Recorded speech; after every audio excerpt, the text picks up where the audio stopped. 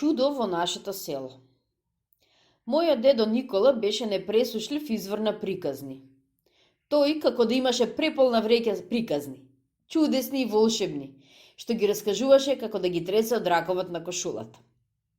Така, кога една вечер седнавме пред нашата овчарска колипка, а овчарскиот оган гореше и ја осветлуваше колипката, дедо ми рече: вечерва ќе ти раскажам, внуче Тасе, како еднушка во нашето село дојде чудо. Чудо во нашето село? Прашав. Чудо? Што се чудиш? Туку трај и само слушај. Бев мало босоного дете, започна дедо. Често си играв со децата на селскиот мегдан, што се наоѓаше сред село и каде што ни беше враталиштето. Како што си игравме со босоногите деца, кога одеднаш слушам на гумното од деда Петка тропање. Дамбара думбара, дамбара думбара. Брзо ја прекинавме играта и отрчевме на гумното од деда Петка. Кога таму, што ќе видам? На гумното дошле цигани манговци. Циганки со торби и циганчиња со голи мешиња, како тапанчиња. Манго најстариот и најголем циган, со долги како кадела мустаки и како катран црна коса, на синџир води врзана голема мечка. Мечка? Уплашено прашав. Мечка, мечка, што се чудиш? Рече дедо. На вратот од мечката висеше железен синџир, а пак на дупнатиот нос имаше мала железна алка. И алката беше врзана за синџирот, така што мечката не можеше да побегне. Како ја фатил дедо Манго мечката? Како ја врзал? Зарем не го изела? Тоа не може да биде, не верувам. Може, и тоа ќе ти го раскажам, рече дедо. Само имај стрпливост. Манго со едната рака ја водеше мечката врзана како кротко јагне, а со другата тропаше во дајрето. Дамбара думбара, дамбара думбара. Приказната за мечката и црниот циган Манго ме зачуди. Ме заинтересира и затоа го прашав деда. Ама кажи ми како ја фатил Манго мечката? Мечката, кога било уште мало мече, некој овчар или селанец ја нашол во гората, ја зел и им ја продал на циганите. Тие го врзале малото мече и на носот му ставиле мала железна алка, исто како што им се ставаат на невестите наушници. Тие мечето го хранеле и почнале да го учат да игра. Тоа пораснало и се научило многу убаво да игра. Научило да игра, се зачудив. Научило, што се чудиш? И затоа наредот вели, мечка од планина се учи, а камоли човек. Потоа, дедо, раскажи ми што правеше мечката во нашето село, го замолив деда. Таа, крената на задните нозе, одеше и играше, а Манго тропаше на дарето и пееше. Играј тропај мецано, играј орна божано, црното рино непрано. За да ја гледа мечката како игра, в час целото село се собра на гумното од деда. Кога мечката престана да игра, Манко ја даде својата капа, таа ја зеде во предните шепи и тргна од човек на човек да бара бакшиш. Секој фрлаше во црната капа по некој динар како дар за Манга и Мецана. И само тоа, дедо? Не само тоа. Манго ја беше научил уште многу вештини. Тој ќе речеше: ајде Мецано, покажи како плаче дете, кога мајка му ќе го искара и натепа. Таа, како да плаче, ќе ја наведнеше главата и ќе почнете со шепите да се ги брише очите како да има солзи. Манго ќе речеше: ајде покажи ми Мецано како овчар чува стадо. Манго ќе го дадеше стапот, таа ќе се кренеше на задните нозе и ќе го префрлеше стапот преку рамо, а како овчар пред овци гордо чекореше по дедопетковото гумно. Пак Манго ќе речеше: покажи Мецано како баба спие со дедо.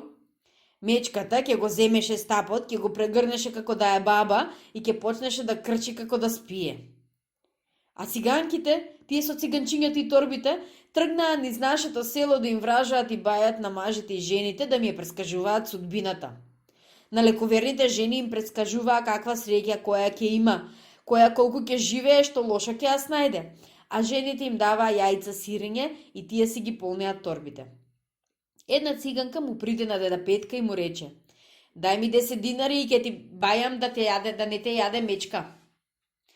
А така ли, ти сакаш леб без мотика? Се насмеа дедо Петко. Кај мене нема леб без мотика. Жими господа, вистина ти велам, почна да го убедува циганката.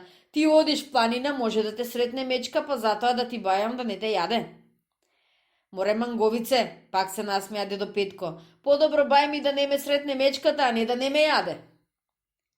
Баба Митра, многу хитра, кога ја болеа и крцка старите коски како неподмачка на селска кола, му приде на Манго и го замоли. Манго, брате мили, ме болат и врдат коските. Ајде, дозволи Мецена да ме изгази.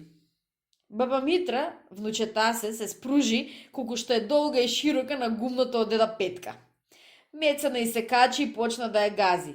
Мецена ја гази, а баба Митра вели: "Оф, така Мецо, оф, шумово ми дојде ми ги намести коскиве, да си ми жива и да ти е жив Манго." Потоа баба Митра стана и му фрли на Манго некој динар.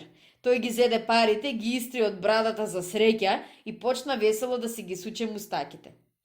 Кога баба Митра си отиде дома, Манго праша: "Има ли во вашето село јунаци борци?" Има, како да не, одговори дедо Петко. Тука сме сите јунаци, од мало до големо. Кога сте јунаци, предложи Манго, нека излезе некој да се бори со Мецена. Тогаш сите замолчаа. Нема јунак што ќе ја собори Мецена, се пофали Манго. Таа ќе ги посрамоти сите мажи во селово. Тука внучета се Манго претера. Беше засегната честа на целото село.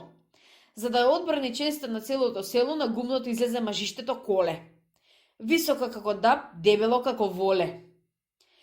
"Еве јунак," викна Коле, "нека повели твојата Мецена да ме собори, ќе ја соберам како гнила букова клада," се пофали тој. Ги засука ракавите, плукна во раците и се подготви за борба. Сите занемеа од страв. Не е лесно да се бориш со човек, а пак со мечка тоа е голем подвиг и јунештво.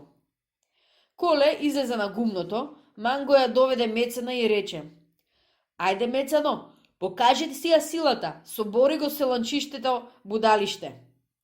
Мецена се крена на задните нозе. "Леле, ќе го иседе," спиштеа децата. Коле ги рашири раците, ја прегрна Мецена како млада невеста, а пак таа го прегрна и го стегна во половината. Почнаа да се вртат по гумното. Коле налегна да ја собори Мецена, а таа пустата, тешка како клада, не се дава. Почнаа на Колете да му крскаат коските, сите помисливме отиде човекот. Но за чудо Коле се изви како змија и кладе со ногата сопка и таа буп падна како клада. "Браво, Коле, браво!" весело извикавме сите. Манго посрамено ја наведна главата и рече: "Признавам, овој ваш джин, селски син, е појак од мојата драга Мецена." Потоа, дедо? Потоа циганките си отидоа од селото со полни торби сирење, маст, јајца, брашно и волна. Ете што рече дедо Петко, леп без мотика. Така ти е тоа кога луѓето веруваат во бабини деветини, во бајање и вражање. А Манго, најстариот циган, со долгите мустаки и со црна како катран коса, пак го удри зајрето и запеа: "Играј скокај Мецано, цурно трюно непрано." И циганите отидоа во друго село да збираат маст, јајца, сирење, брашно.